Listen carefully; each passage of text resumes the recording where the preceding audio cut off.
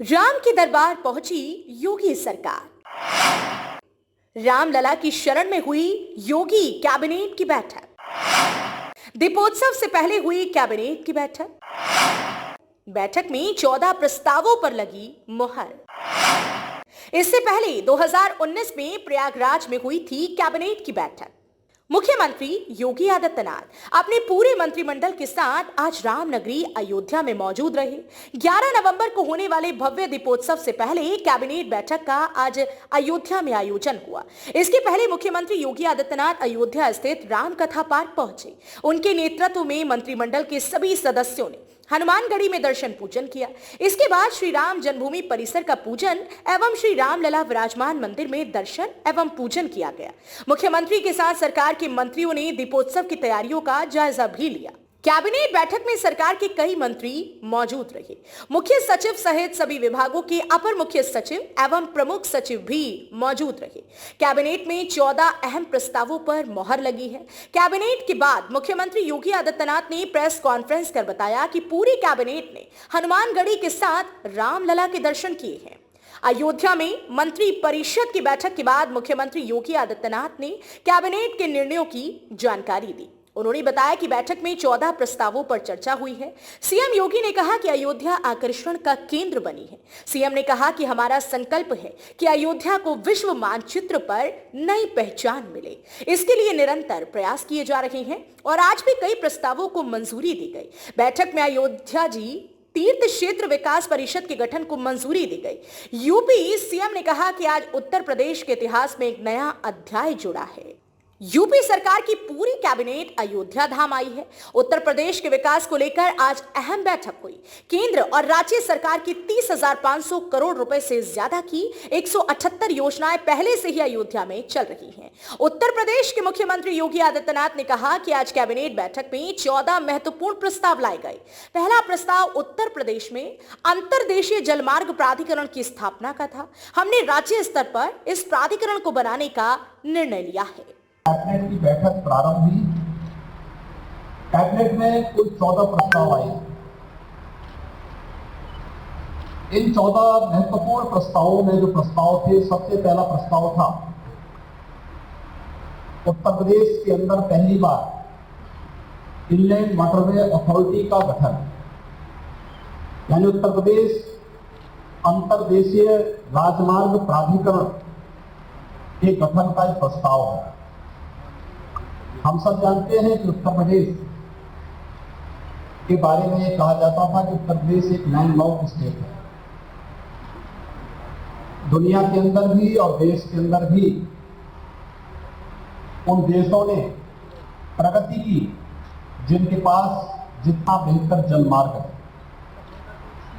देश के अंदर भी वे राज्य आगे बढ़ रहे थे क्योंकि उनके पास एक्सपोर्ट की सस्ती सुविधा थी, जिनके पास जलमार्ग था। हम सब आभारी हैं प्रधानमंत्री मोदी जी के कि उन्होंने देश का पहला इनलैंड वाटरवे वाराणसी से हल्दिया के बीच में प्रारंभ किया और आज सफलतापूर्वक संचालित हो रहा है। पिछली बार हम लोगों ने देखा था कि 13 जनवरी को दुनिया का सबसे लंबा क्रूज वाराणसी से डिब्रूगढ़ के बीच में भी प्रधानमंत्री जी ने फ्लैग ऑफ किया था। Inland waterway authority Uttar Pradesh में जल यातायात को बढ़ावा देने, इसके माध्यम से वाटर स्पोर्ट्स की एक्टिविटीज को भी तेजी के साथ आगे बढ़ाने, पर्यटन की सुविधाओं में बढ़ोतरी करने के साथ साथ उत्तर प्रदेश को एक्सपोर्ट के एक हब के रूप में, क्योंकि देश के अंदर सबसे अच्छी कृषि और सबसे अच्छा जल संसाधन उत्तर प्रदेश के पास है और अयोध्या इस दृष्टि बहुत महत्वपूर्ण है, क्योंकि अयोध्या कहते हैं, हम सब जानते हैं कि पहले से ही अयोध्या में केंद्र और राज्य के दोनों डबल इंजन की सरकारों के सहयोग से कुल 178 परियोजनाओं की क्रियान्वयन की कार्रवाई चल रही है, जिस पर 30,500 करोड़ रुपए से अधिक की राशि यहाँ पर दोनों सरकारें मिलकर के अयोध्या धाम के समग्र विकास को आगे बढ़ा रही है। मंत्रिपरिषद ने आज जो अयोध्या धाम में महत्वपूर्ण निर्णय लिए, सबसे पहले हमारा पूरा मंत्रिपरिषद यहां पर आया और आने के उपरांत आदरणीय प्रधानमंत्री जी को अयोध्या को सोलर सिटी के रूप में विकसित करने का भी एक तमन्ना है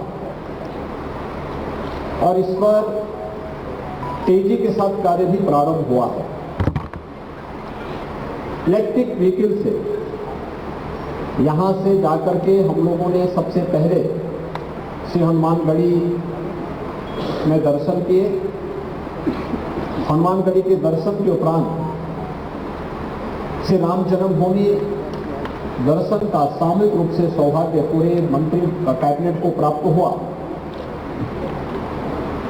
अयोध्या एक नए युग की ओर जा रही है। पूरी दुनिया आज अयोध्या की तरफ आकर्षित हो रही है और इस दिशा से आज उत्तर प्रदेश कैबिनेट का राम जन्मभूमि में दर्शन करना, श्री रामलला के भव्य मंदिर निर्माण के कार्यों को वहां नजदीक से अवलोकन करना और उसके उपरांत श्री राम संग्रहालय में उत्तर प्रदेश कैबिनेट की बैठक प्रारंभ हुई। कैबिनेट में कुल 14 प्रस्ताव आए।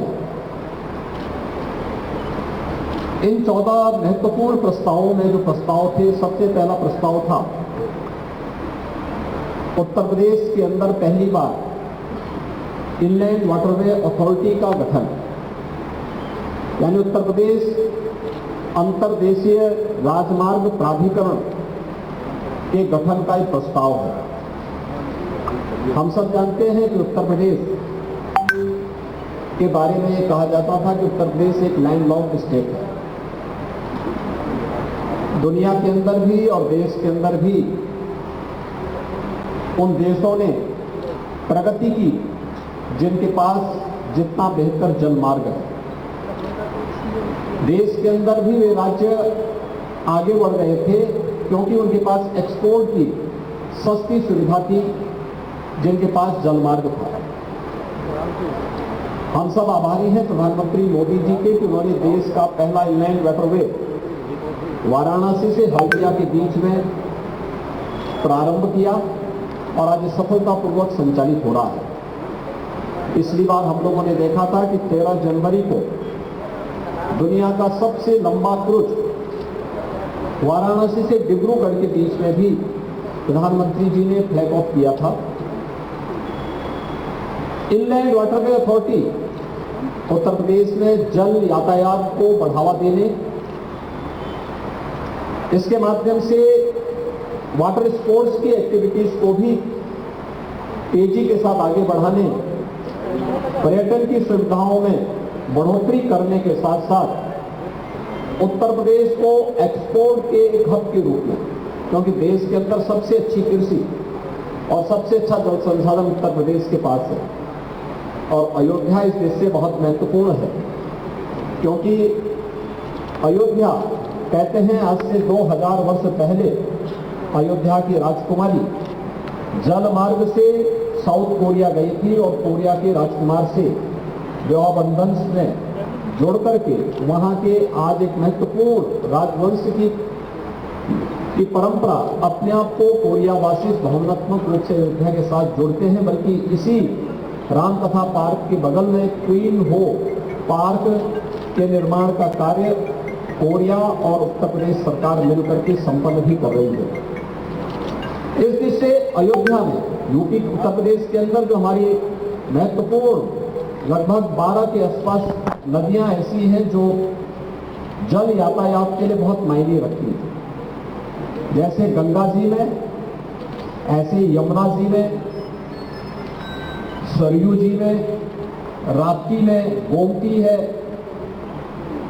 इन सभी नदियों में ये सुविधाएं उपलब्ध की जा सकती है। इसके लिए अथॉरिटी भारत सरकार के साथ मिल करके कार्य करेगी और उत्तर प्रदेश को अपने परंपरागत उत्पाद को या उत्तर प्रदेश के जो कृषि प्रोडक्ट है इसको भी दुनिया के मार्केट में पहुंचाने के लिए, इसको निर्यात करने के लिए एक सुविधा विकसित होगी, जिससे आज इसकी अथॉरिटी के गठन की प्रक्रिया राज्य स्तर पर भी हम लोगों ने करने का निर्णय लिया है। इस कार्यक्रम को आगे बढ़ाएंगे।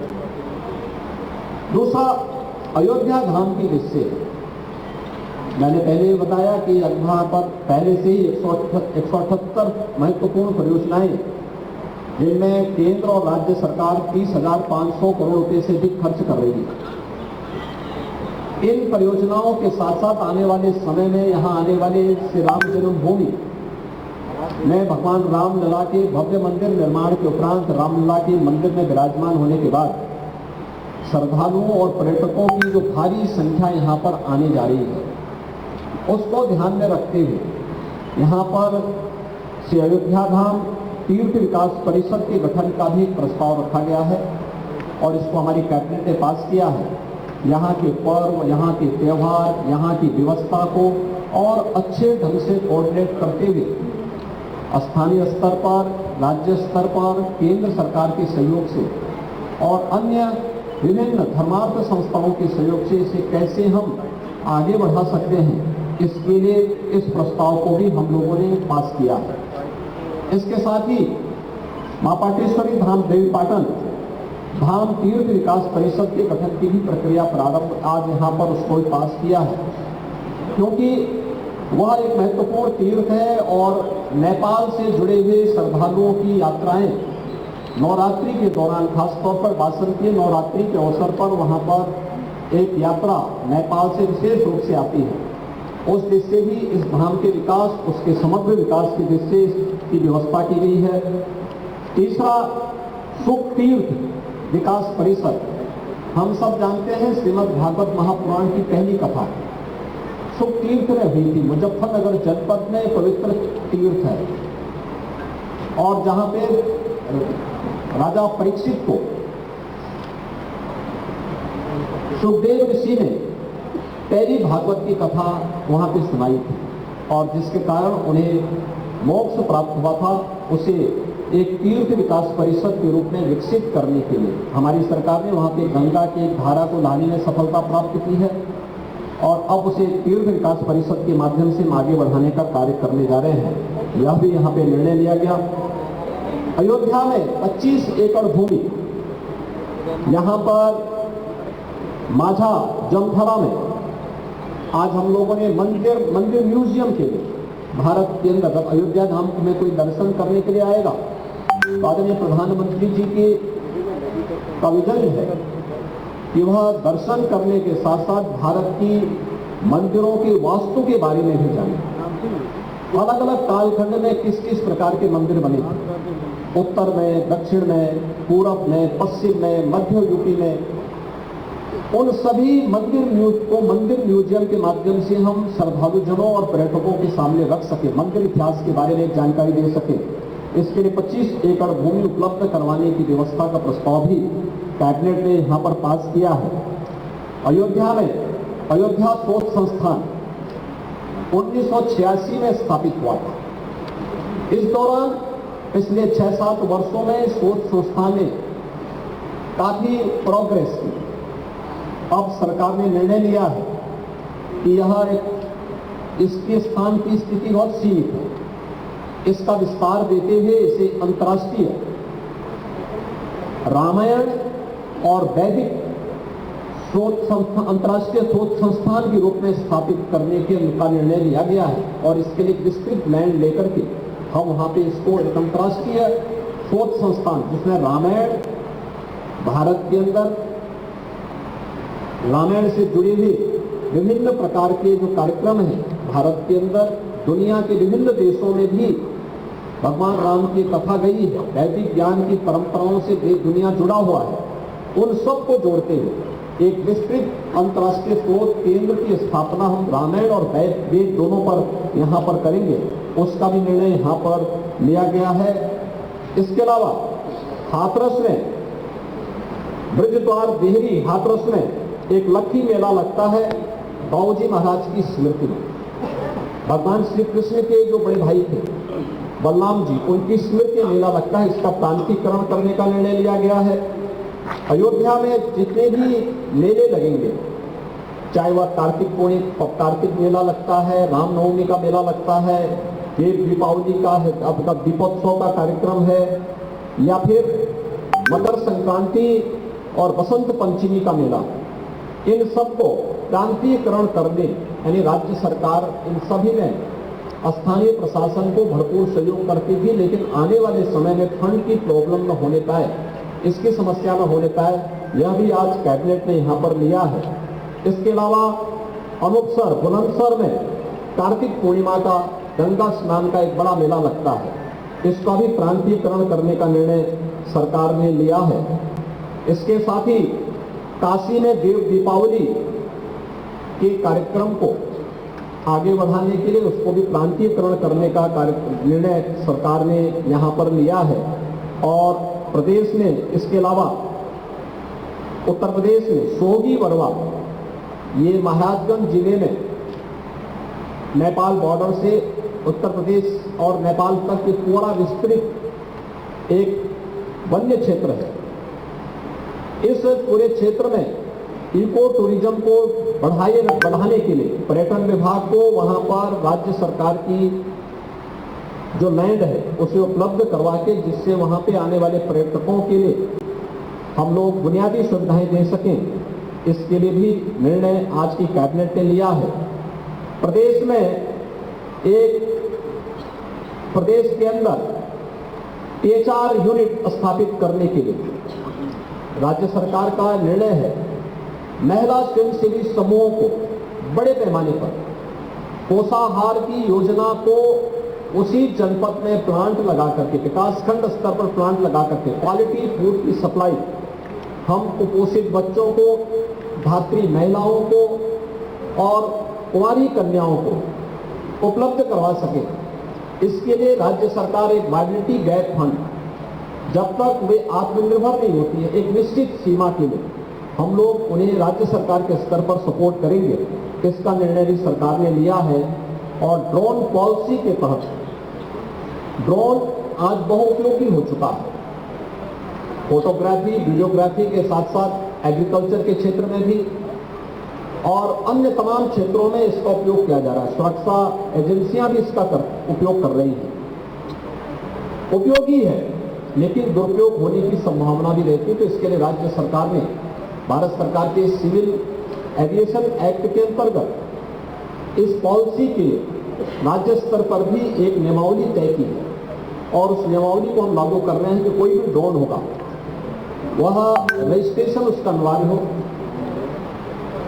ड्रोन के लिए व्यवस्था अनिवार्य होगी कि वहां एक रजिस्टर थाने स्तर पर भी होगा, वहां भी मालूम होना चाहिए कि इस थाना क्षेत्र में कितने ड्रोन मौजूद हैं, किस प्रकार के उपयोग के लिए है। और राज्य के अंदर भी red, green and yellow zone निर्धारित करने की भी एक कार्रवाई होगी। और बहुत सारे क्षेत्र ऐसे होते हैं जहां पे वीडियोग्राफी सुरक्षा के लिहाज से उचित नहीं होगा, उसको नो फ्लाई जोन के रूप में ड्रोन की कोई भी एक्टिविटीज वहां पे नहीं हो सकती। येलो जोन ऐसा होगा जहां पर स्थानीय स्तर पर प्रशासन तय कर सकता है, एक निश्चित अथॉरिटी होगी जहां से उसको परमिशन लेकर के वह कर पाएगा। ग्रीन जोन में शेष एक्टिविटीज जो भी फोटोग्राफी की होगी और में कुछ उसके लिए पाबंदी तय की गई है, कुछ नियमावली, लक्ष्मण रेखा भी तय की गई है। उस लक्ष्मण रेखा के अंदर रहते हुए हम उसकी परमिशन देने की व्यवस्था उसके साथ करेंगे। यहाँ एक ड्रोन पॉलिसी को भी आज सरकार ने यहाँ पर तय किया है।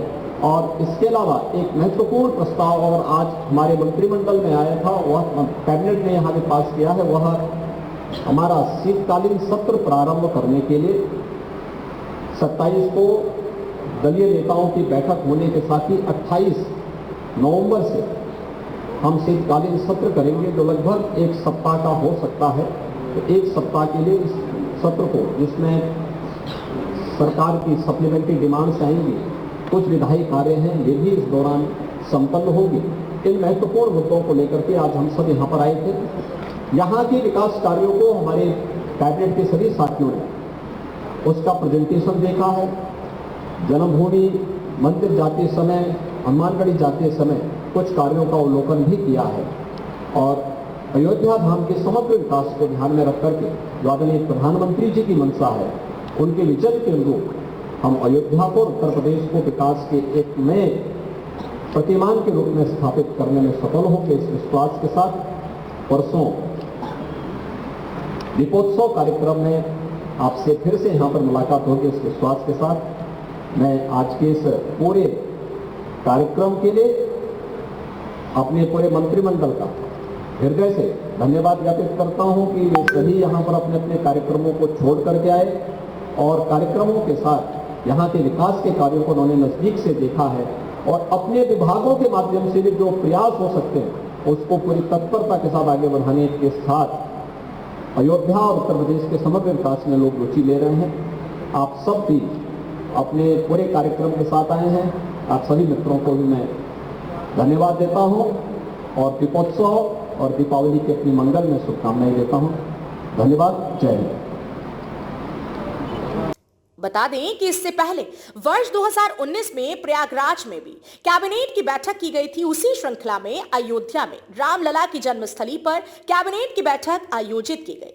अयोध्या में प्रदेश कैबिनेट की बैठक आयोजित करने के लिए 9 नवंबर की तिथि का चयन इस तथ्य को देखते हुए महत्वपूर्ण है कि सुप्रीम कोर्ट ने साल 2019 में इसी तारीख को अयोध्या में भगवान राम के भव्य मंदिर के निर्माण का मार्ग प्रशस्त करने वाला फैसला सुनाया था। इसके अलावा 9 नवंबर 1989 को विश्व हिंदू परिषद ने अयोध्या में राम मंदिर की पहली आधारशिला रखी थी। आमतौर पर उत्तर प्रदेश में कैबिनेट की साप्ताहिक बैठक राजधानी लखनऊ में मंगलवार को होती है, लेकिन इस बार गुरुवार को अयोध्या में बैठक का आयोजन किया गया। बहरहाल मुख्यमंत्री योगी आदित्यनाथ ने अयोध्या में कैबिनेट बैठक कर लोकसभा चुनाव का आगाज कर दिया है, तो वहीं दूसरे दल भी भगवान के नाम पर अपने वोट बैंक में कोई कोर कसर छोड़ना नहीं चाहते। अब देखना यह होगा कि क्या भगवान के नाम पर राजनीतिक पार्टियां वोट बैंक को जुटाने का काम करेंगी। ये तो आने वाला वक्त ही बताएगा। Bureau report.